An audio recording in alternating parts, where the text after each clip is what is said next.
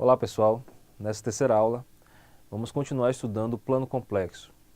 Na aula passada identificamos um número complexo como um ponto no plano complexo, mas dessa vez, além de identificá-lo como um ponto, daremos uma direção, um módulo e um ângulo a esse mesmo número complexo, ou seja, nós identificaremos um complexo como um vetor.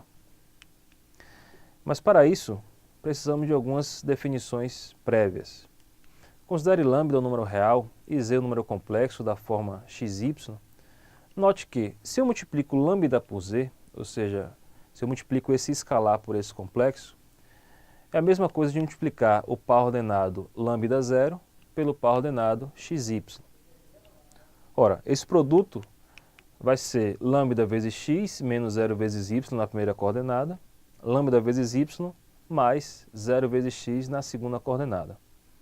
Após as simplificações, percebemos que lambda vezes z é, na realidade, lambda vezes a primeira coordenada de z e lambda vezes a segunda coordenada de z, de maneira que é um novo par ordenado, ou seja, um novo número complexo, em nosso caso, em que você multiplica esse escalar por cada componente desse número. Com isso, podemos definir em C duas operações: soma, a soma usual que nós já havíamos definido para pares ordenados, que é coordenada a coordenada, e agora um produto por escalar, ou seja, um escalar real multiplicado por um número complexo. Essas duas somas são dadas respectivamente por a soma, eu pego dois números complexos e associo ao próprio número complexo, e o produto por escalar, eu pego um escalar em R, multiplico por um complexo C, e o resultado é um novo complexo lambda z.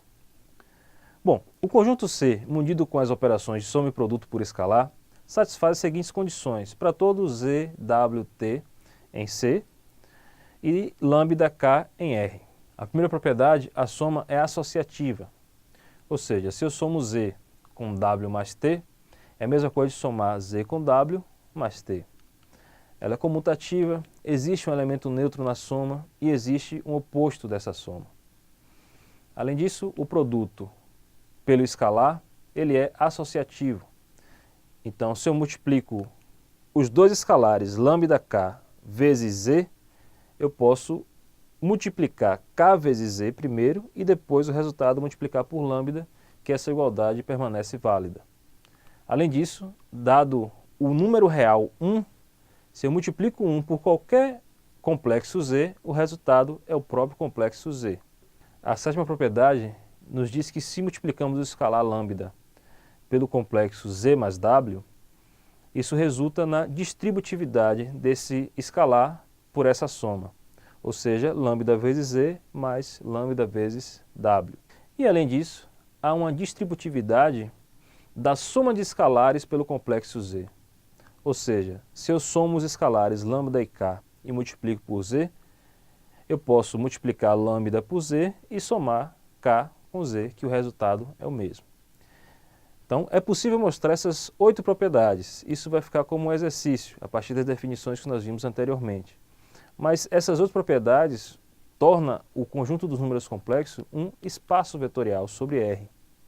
Então, se é um espaço vetorial, nós podemos interpretar um complexo Z como um vetor, inclusive a sua representação geométrica, com módulo, direção e sentido, que é o que vamos estudar nos próximos tópicos. Visualizando algumas operações. Nesse tópico, nós vamos, de forma bem ingênua, tratar de algumas operações com números complexos apenas de forma geométrica. Então, dado um complexo Z, ele possui um módulo, uma direção e um sentido. O sentido é o sentido natural da origem até o ponto, simbolizado por essa seta, com a ponta da seta no ponto Z. Note que esse Z tem as coordenadas A no eixo X, também chamado de eixo real, e a ordenada B no eixo Y, também chamado de eixo imaginário. O ângulo formado entre o eixo real e o segmento OZ nós denominamos de argumento do complexo Z. Nesse caso, θ é um dos seus argumentos, que veremos que esse conjunto dos argumentos é um conjunto infinito. Você pode dar várias voltas e ter argumentos diferentes. O argumento que fica na primeira volta nós chamamos de argumento principal, mas estudaremos isso com mais detalhes nas próximas aulas. Inicialmente, vamos apenas identificar o argumento de Z como esse ângulo formado entre o eixo real e o segmento OZ. E o módulo de Z é a distância da origem até o ponto Z em questão. Então nós temos esses três elementos: módulo, direção e sentido, tornando o complexo Z um vetor. Dessa forma, dado um complexo Z e um outro complexo W, se eu quero saber a soma desses dois complexos, eu posso identificar essa soma como a soma de dois vetores, Z com W. E nós sabemos da geometria que, ao somarmos dois vetores, a resultante é um novo vetor que é representado pela diagonal de certo paralelogramo, cujos lados são os vetores Z e W. Destacado em vermelho, nós temos essa diagonal principal do paralelogramo. Perceba que Z com W é representada por Z mais W, e as coordenadas dessa soma é A mais C e B mais D. Percebam que A mais C é a soma das coordenadas de Z e W no eixo X, no caso A e C, e B mais D é a soma das ordenadas de W com Z no eixo Y, ou eixo imaginário. Agora, dados os vetores Z e W, a diferença entre eles é a diagonal secundária do paralelogramo citado anteriormente. Na realidade, esse destaque em cinza é um representante do vetor Z menos W. Transladando para a origem, nós temos o vetor Z menos W, cujas coordenadas são A menos C, no eixo real, e D menos C, no eixo imaginário. Mais uma vez, percebam que essa diferença A menos C é a diferença entre a abscissa A do Z e a abscissa C do W. E a diferença D menos C é da ordenada D de W pela ordenada B de Z. Depois de estudarmos a soma e a subtração entre dois complexos, ou melhor, entre dois vetores, vamos ver como se comporta geometricamente o produto de um escalar por um complexo Z.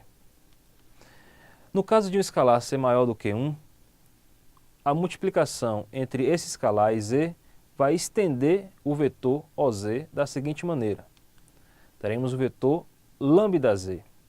Então, O lambda-Z é um novo vetor cujas coordenadas são lambda-A e lambda-B. Note que eu estou pegando o número real A e multiplicando por uma constante positiva. Então, lambda é positivo. E eu estou pegando a constante B e multiplicando pelo lambda B, que também é positivo. Então, o módulo desse vetor ele aumenta quando multiplicamos por um escalar maior do que 1. Se o escalar estiver entre 0 e 1, então, ao multiplicarmos por Z, o módulo do vetor ele diminui. Então, nós representamos aí por lambda-Z esse vetor cujas coordenadas são lambda-A e lambda-B, porém, como lambda é um número entre 0 e 1, ao multiplicarmos por A, ele é um número menor do que A. E ao multiplicarmos por B, também é um número menor do que B, de maneira que o módulo do vetor Z diminui. Agora, se lambda for um número real entre menos 1 e 0, mais uma vez o módulo diminui. Porém, além de diminuir o módulo, a direção do vetor também vai mudar. De fato, a direção OZ muda e temos o vetor lambda-Z, cujas coordenadas são lambda-A e lambda-B, em que, sendo A positivo, lambda vezes A resulta em um número negativo. Sendo B positivo, lambda vezes B, um outro número negativo. Inverte-se o sentido do vetor e, além disso, o seu módulo também diminui. Com essas ideias geométricas, surgem algumas inquietações. E o produto entre dois números complexos? Nós estudamos soma, subtração, produto por escalar, mas não produto entre dois complexos, com aquele produto não tão usual que nós definimos nas aulas passadas. Só que devemos ter calma, precisamos de mais teoria para poder estudar essa representação geométrica com maior tranquilidade. Especificamente, vamos falar sobre a forma polar ou trigonométrica de um complexo. Quando estudarmos isso, aí sim voltamos ao produto entre dois complexos visto de forma geométrica. Uma outra inquietação é se existem outras formas de representação de um número complexo. De fato, existe, e existem muitas formas. A forma algébrica, também chamada binomial, a forma polar ou trigonométrica, a forma matricial, a forma de pares ordenados, que foi o que nós vimos, a primeira interpretação geométrica natural, um ponto no plano complexo, ou seja, um par ordenado. E agora que nós estudamos sobre vetores. Então, essas são diversas maneiras de representar o mesmo número complexo. Mas nesse curso nós daremos maior ênfase na representação algébrica e na representação polar, que serão assuntos das nossas próximas aulas.